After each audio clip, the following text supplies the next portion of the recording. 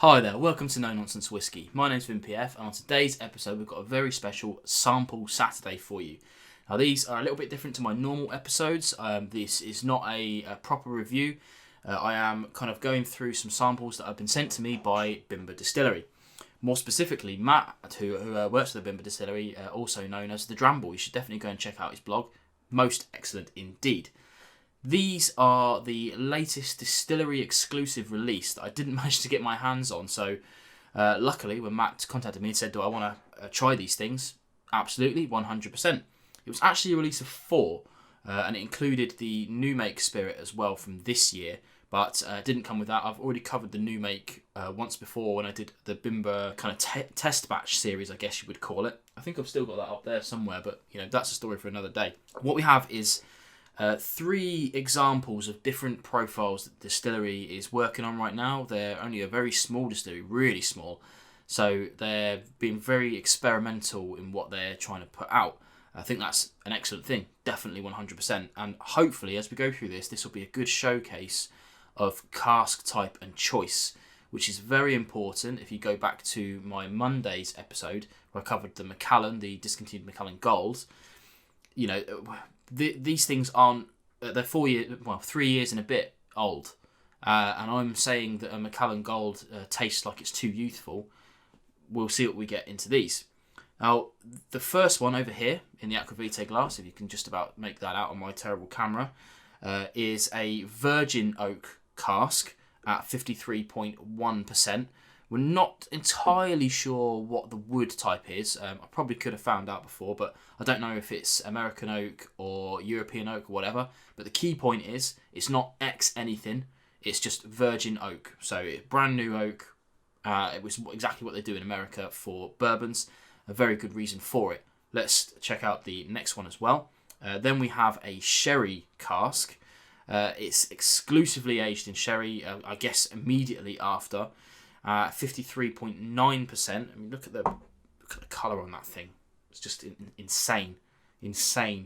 Again, 3 and a bit years old. It was distilled in 2016, bottled in 2020.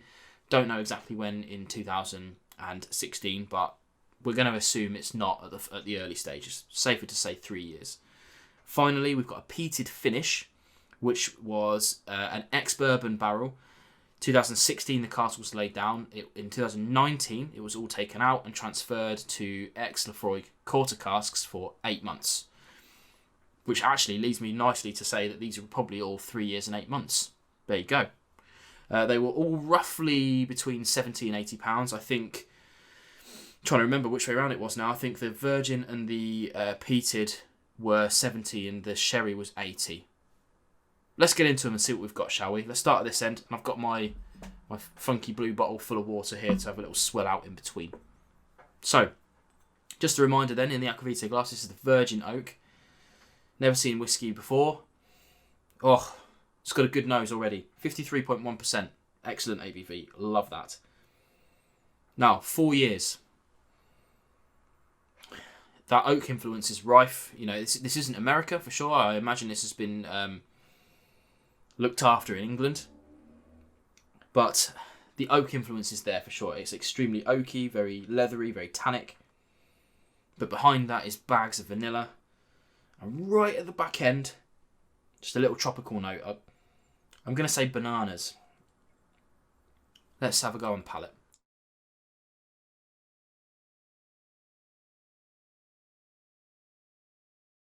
Oh,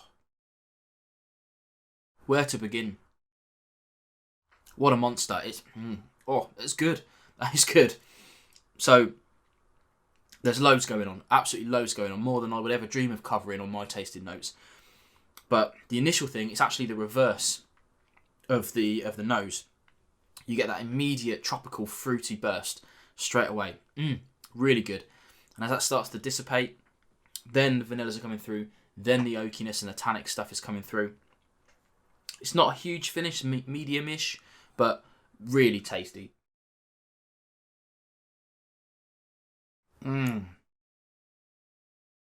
Well, now I'm kicking myself for not getting a bottle of that, because that's really good.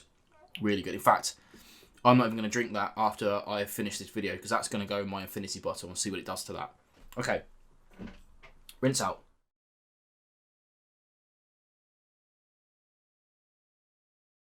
Next up, we've got the Sherry Cask, 53.9%. This is in a Birmingham Whiskey Club glass.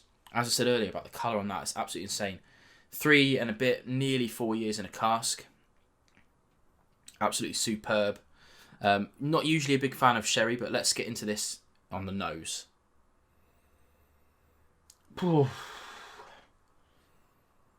Wow, I mean, it's like, so usually when I get a sherry whiskey, I say sherry-like notes. But if you put that in front of me and you didn't tell me what it was, I would tell you that was sherry. It's huge, huge sherry notes. Huge. Loads of oak, loads of extra tannins on it as well. But that's like, dare I say it, that's a sherry bomb. I haven't covered a sherry bomb on the channel for a long, long time.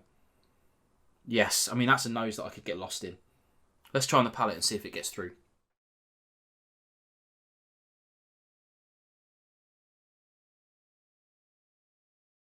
Okay. Absolutely massive again. And to be fair, no surprises this time.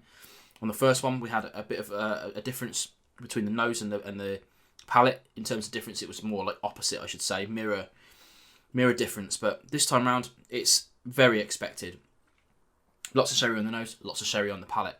Huge, huge, huge sherry bomb this is.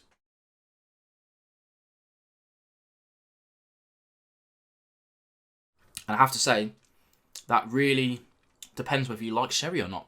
For me, I'm not getting any sulphury notes whatsoever. Very fruity. Actually really lovely.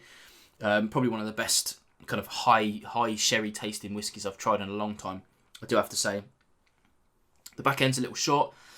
A little alcoholic, a little, maybe even a touch youthful on the back end that I didn't get on the first one. Definitely in order of preference so far is this, then this. But both excellent whiskies. Another little swill.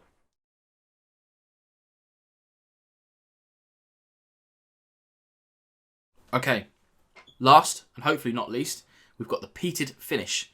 Now this is an interesting one. In the TWL 10 Years at Birmingham Festival, which I don't think is going to happen this year. What a shame. This one is ex-bourbon barrels for 3 and a bit years, then changed into Laphroaig quarter casks for 8 months. I've tried quite a few of these Laphroaig quarter cask whiskies recently, and I've always enjoyed them, and I've really liked the stuff that these guys are doing with their peated finish. Their peated new make is really quite something as well. But let's get on the nose on this. Okay. Well, that's not like any whiskey I've ever smelt before. I'm genuinely, don't get me wrong, I've been doing this for a good few years now, but I'm genuinely surprised by that. It's very ashy, very ashen. Lots of sea salt. And again, very oaky.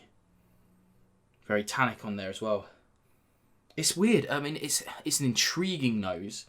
I can't say I enjoy it. It's not at the top end of my kind of, yes, I love that whiskey kind of like, it's not doing that to me. But it's certainly not putting me off. Let's have a go on the palate.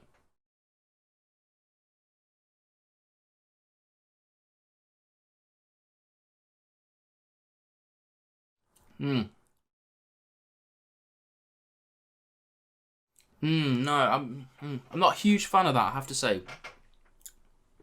Extremely tannic, extremely oaky.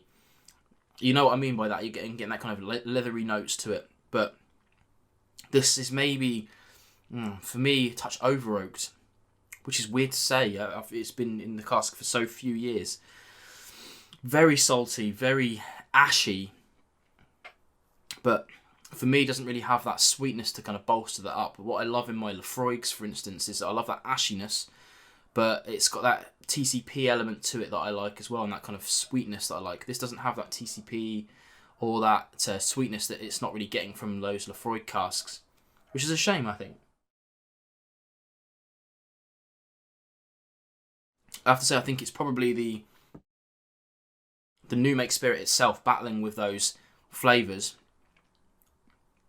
And I don't know, maybe, dare I say, it might need a little bit longer, but, maybe what it needs is to be finished in a cask that isn't a quarter cask, maybe a larger cask or something like that, to give it a little bit longer in there as well, just to let it kind of mellow out, let the new make mellow out a bit, while also getting those flavours from the peat. Hard to say, I'm not too sure.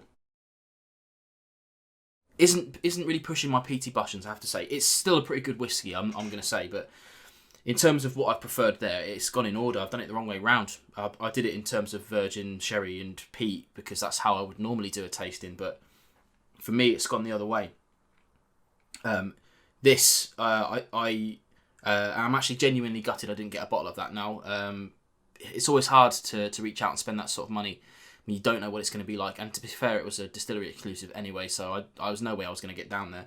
But that was really good. 70 quid, definitely. Not too sure on that one. It was still a good whiskey. Not sure I would have paid 80 for it. I didn't enjoy that enough to want to pay 70 for it. But yeah, this Virgin Oak wins out for that. Not that they were competing against each other, but just my opinion. I know a lot of these samples went out. There's some excellent reviews out there. I know Malt Review has done one, and there's a guy who you probably haven't heard of, but do go check him out. It's Brian Malt Musings has done an excellent side-by-side of these things. Literally like this. And you should definitely go and check that out if you're interested in these in any way, shape or form, because he's done that quite in depth. But yeah, these have gone out, and I'd love to know if you're watching this and you've tried these, or if you've got bottles of these, let me know what you think below. But as you can see, I'm getting to be a bit of a fan of Bimber now. I will have to buy a proper bottle myself, maybe of that Recharge. We'll see what I can do. But yeah, let me know what you think. This has been a really good eye-opening video. Again, amazing choices of casks. Can you tell? I'm genuinely gutted I didn't get a bottle of that. Never mind. I'm going to live with my frustration, and I'll see you on Monday for another proper review.